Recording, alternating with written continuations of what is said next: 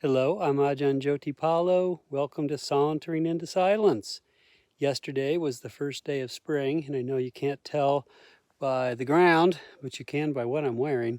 It's really warm. Yesterday, I did an interview with Ajahn Sona, and I really liked what he said, so I've edited that and I'm going to post it here and probably start posting again in a couple of weeks, 2 or 3 weeks. So, hope everybody's well. Thanks for watching.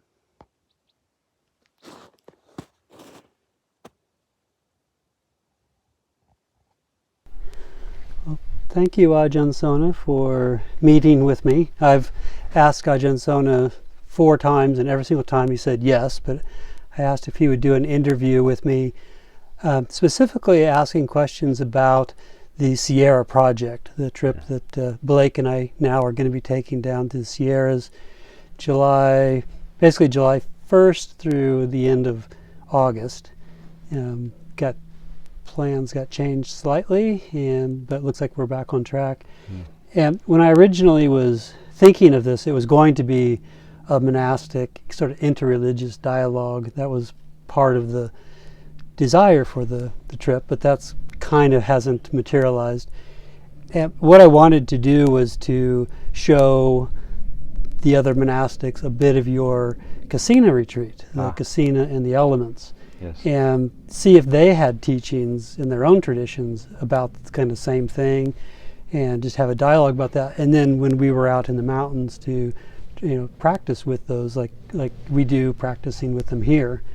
And I just wanted to get your advice and suggestions for either doing that, or we were mentioning earlier, it's like part of also being on an extended trip in the mountains is community. The person you're with, yourself, Yeah. and the other person you're hiking with, and the people you're encountering in the mountains. It's not just a solitary meditation retreat. So I'll open that up if you have anything to talk about. Well, there's a good reason the Buddha advocated going to the forest. Monks go to the forest, stay in the forest, practice in the forest. And of course, the Buddha himself remained in the forest. He didn't go back to the palace.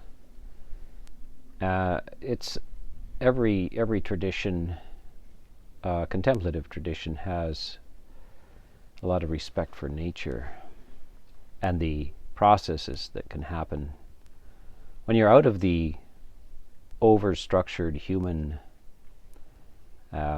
city, urban area, where everywhere you turn you just see the marks of humanity. When you enter into the forest, you're in an environment that is millions of years old. These pine trees around here, spruce trees and pine trees, haven't changed for millions of years. Mountains, rocks haven't changed for billions of years. The sky hasn't changed for billions of years. And this is the primordial elements of nature, and we merge with them because our mind is formed with that.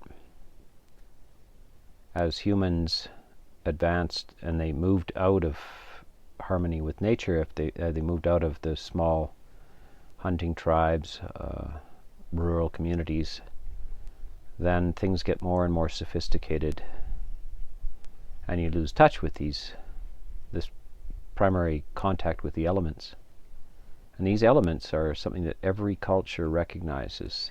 They all have words for the solid, like the stone, the earth, the sky, the air, the water, the fire.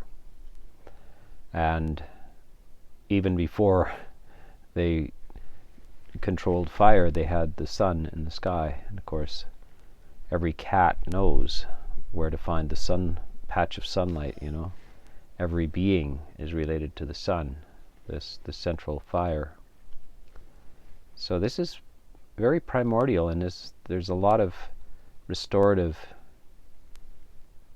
space in consciousness that you can recover just by being in the elements. Of course, not everybody's going to be comfortable out there. If you've been raised in an urban environment and never been out there, you may not respond that well, but if you're inclined to go out into nature, then you become more and more comfortable and at home there, and it does something. It does half the work for you, basically. You still have to know some Dhamma. You have to reflect on the greater things, but nature, in terms of serenity and clarifying excess thoughts that have to do with complexities of human civilization, that can fall away, and then you have a chance to get the big picture of life in the midst of this serenity. So half the work is done just in nature amongst these primary elements. Now, this winter I went back and re-listened to the Casina retreat, which I can leave a link for that in the bottom of the description of the video if anybody's interested. And there they were very specific meditations, of making objects or sitting with objects. Do you have any advice about how to do that? Because like Yosemite in particular, and the Sequoia National Park, where we'll be, it's huge granite is kind of what it's known for. Yeah. But there's also most of the places we're going to be going to have big lakes and just big blue sky. Well, I think the making of Casina is like, what you're doing is extracting the essence of each of the elements so that you can practice in any environment. So, water, you can capture a bowl of water, or earth, you can always get a small sample of earth. Fire, of course, a candle or something like that, but it's not necessary. Those are little refined, transportable things that you can take with you, and you can even bring them into urban environments. You can do it in a glass and steel condo in the 17th floor. You can contemplate water or earth and so forth, but there's nothing like the real thing, especially in mass. Like Yosemite is going to have overwhelming mass. It's going to be playing on your consciousness all the time, the immensity of those granite structures. It's going to be entering it into your consciousness. You're going to be abiding in it. You can feel the immensity of it. Each of these elements are appealing to certain types. I mean, some people will respond to every element. Some people love the ocean, and they love the mountains, and they love the sky, the wind.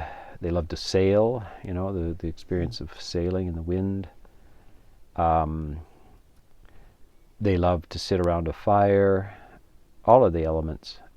But some of the elements appeal to some people particularly. They just must live by the sea or by the river.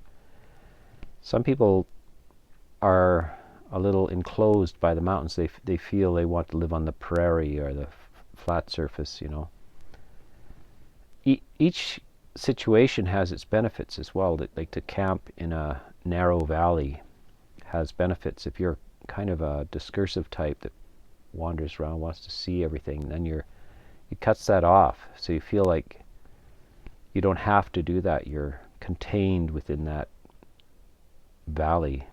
Mm-hmm. The Shack Monastery was at the bottom of a valley, 8,000-foot mountains on both sides. You were contained. And there was a river that ran at the bottom of that as well, right near the door of the monastery. So the constant sound of that river, I spent 6.5 years beside that river. There's never a split second when you don't hear that river, except maybe in winter when it freezes over. But it is very conducive. That containment is very conducive. The immensity of the mountains is something that does something to you, It contains the mind, and you can reflect with that. That's typically these are, in all the traditions, they're nature mystics. If you read the biography of Venerable Keating, the abbot of one of the Trappist monasteries. Thomas Keating. Thomas Keating. I actually met him. I did a little retreat with him where four of us spoke from each of our traditions on a 2-day, 3-day kind of retreat in the forest in this big Catholic church. And so he was 84 when I met him, and that was 15 years ago, I guess. And he was a nature mystic. That's where he got his contemplative practice from. He just felt, kind of ecstatic and well in nature.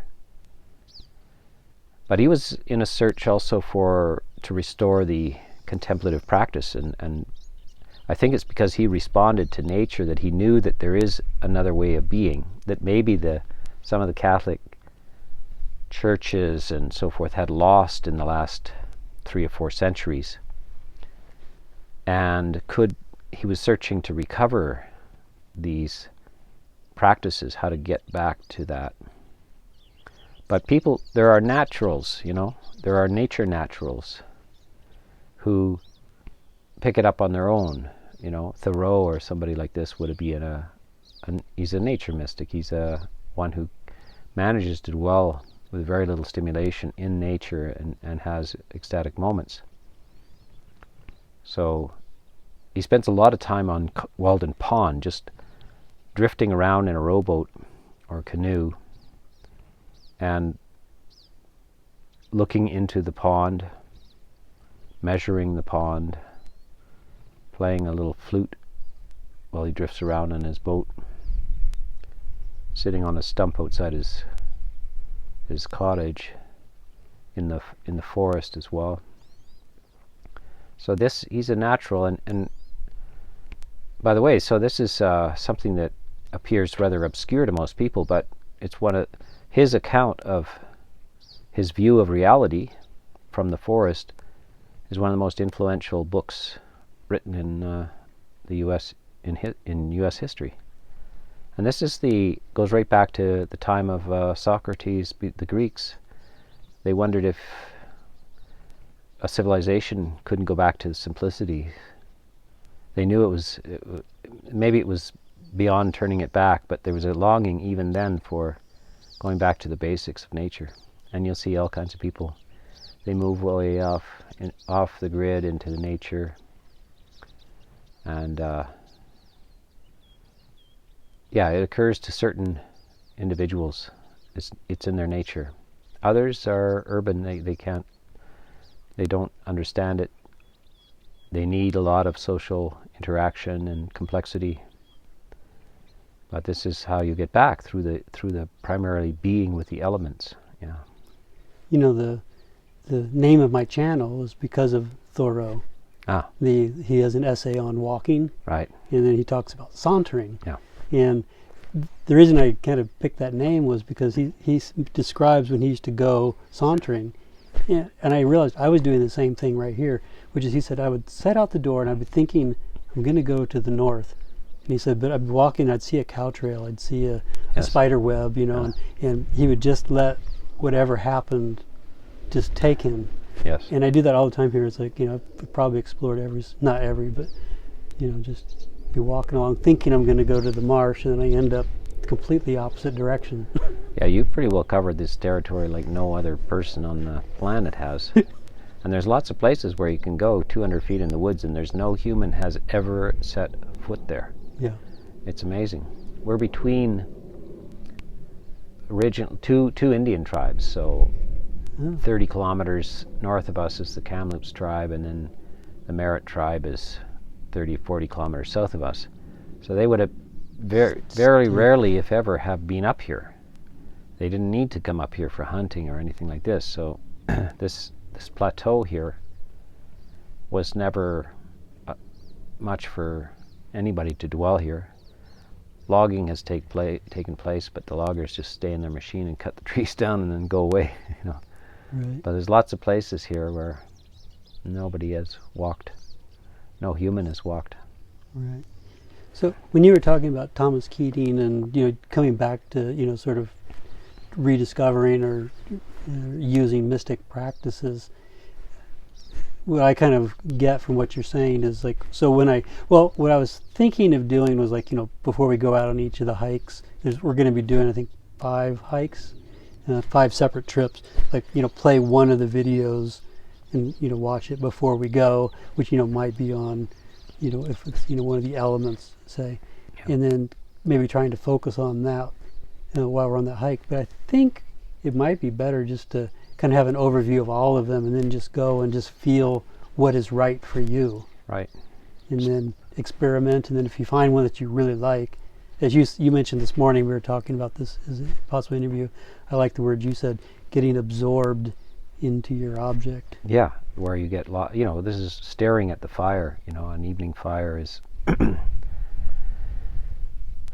hours go by, you don't even know. You're just there. You lose track of time. Same on the edge of a river, watching the river, sitting on the edge of the river and watching. I did that, for endless days on the Birkenhead River. I had a visit from Ajahn, one of the very, very senior monks in the forest tradition. He was the attendant of Ajahn Mun. Mm.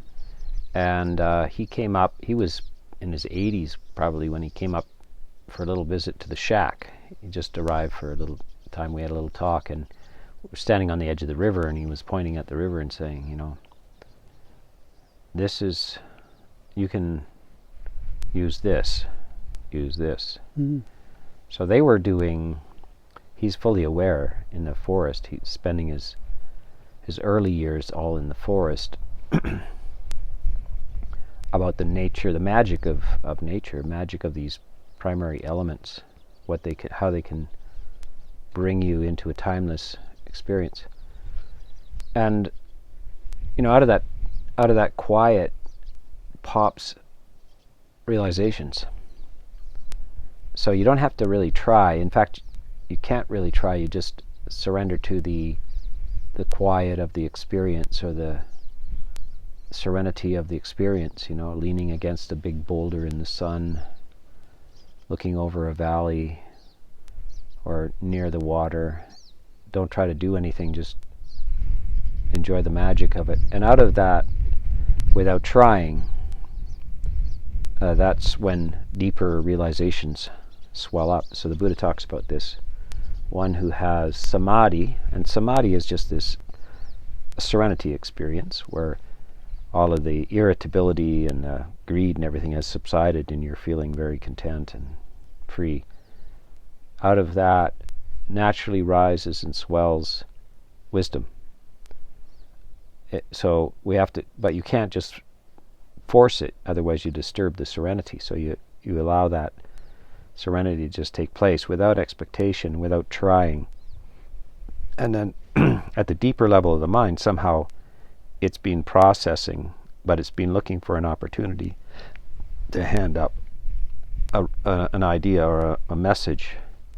But because we talk all the time to ourselves, we don't have time to hear it. But it's only when we get silent that the mind can get a word in edgewise, into our consciousness that is not available there when you're skating on the surface.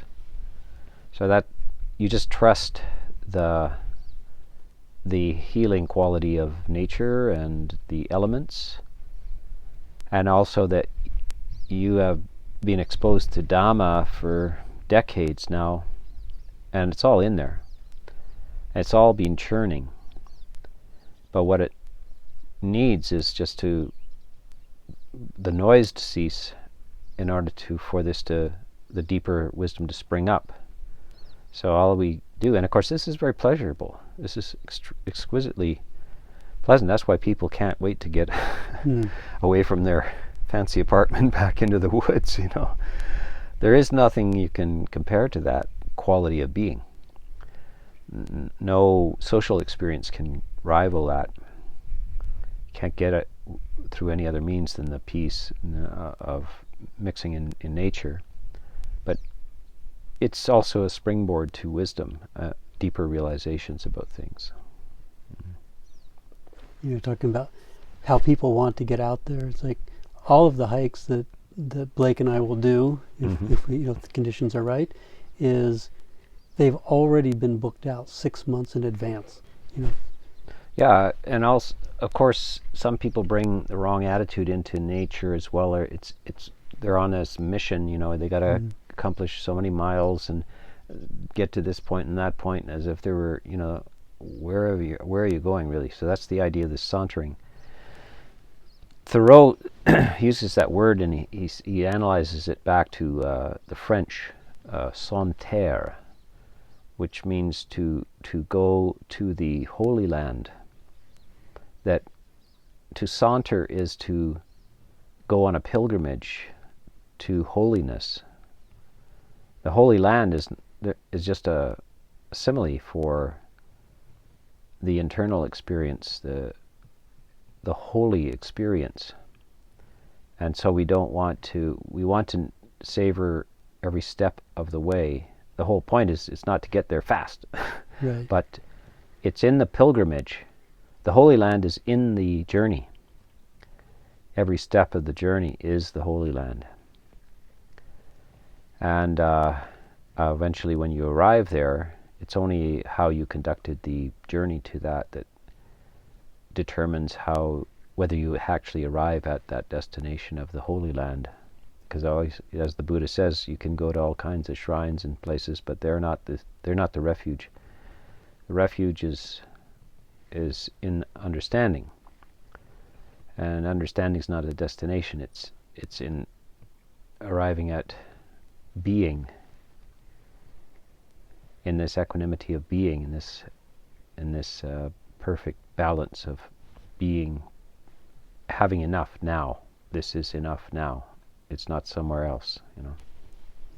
I like it. In that essay he says, breaks it down in two different ways. One is wandering to the Holy Lands, but it's also sans not land. So one who's without home, which is a bhikkhu. Yes.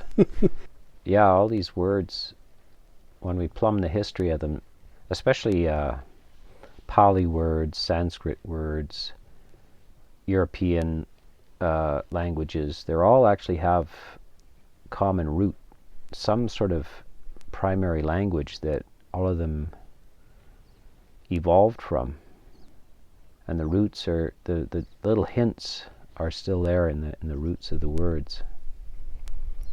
Yeah. Father Michaels, when we were talking about this walk, he sent me a quote from Thich Nhat Hanh, which was, he said, "Some people say that walking on water is a miracle." He says, "I think walking on the earth in peace is a miracle." Yeah. Walking in peace is the miracle wherever you walk, whether it's on land. I mean, after all, in the modern times, we all know what water skiing is. I actually used to water ski. Barefoot. Not water ski, not barefoot, but never got to that stage. But and you'll find quickly that it is, the first time it's quite exciting and so forth, but it really is not much to write home about. Same as the experience of flying. Everybody being in a plane, it's just, I'd rather not. This is good enough sitting here. The descriptions of flying in the Buddhist texts, the monk is always cross-legged in his flight, so he's not flapping his wings. It's an inner flight, and buoyancy of being is a feature of the mind. The only way to fly is through the development of consciousness. So it's really a state of consciousness. All of those kind of metaphysical descriptions of engaging with the elements, the primary elements of water, like doing something is walking on water or flying through the air, are only accomplished by samadhi. And so that's the clue, that this is a samadhi experience. And when it isn't a samadhi experience, when you can water ski or even parachute or something like this, if it's not a samadhi experience, it's just another little excitement, but not meaningful.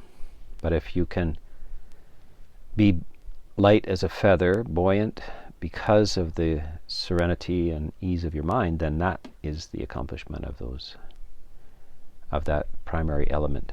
That's where they all meet. The elements meet in consciousness.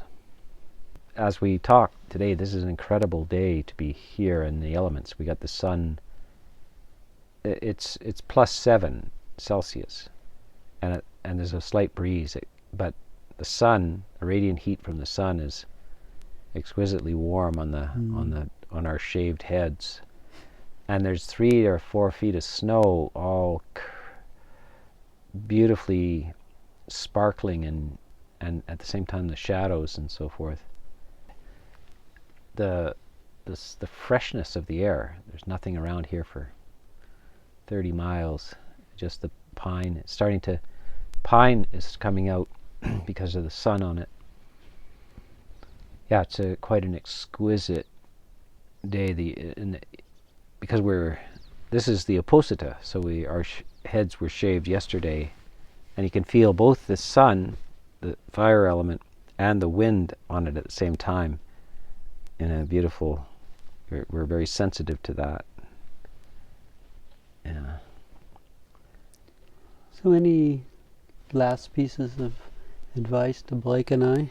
I think just to trust yourselves, don't interfere with the process by trying too hard or being too analytical.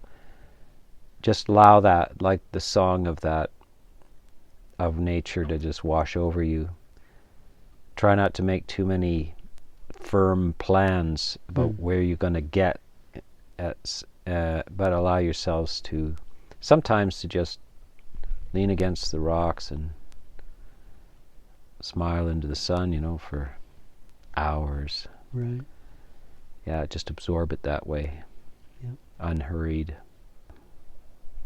All right. Thank you, Ajahn, for taking the time.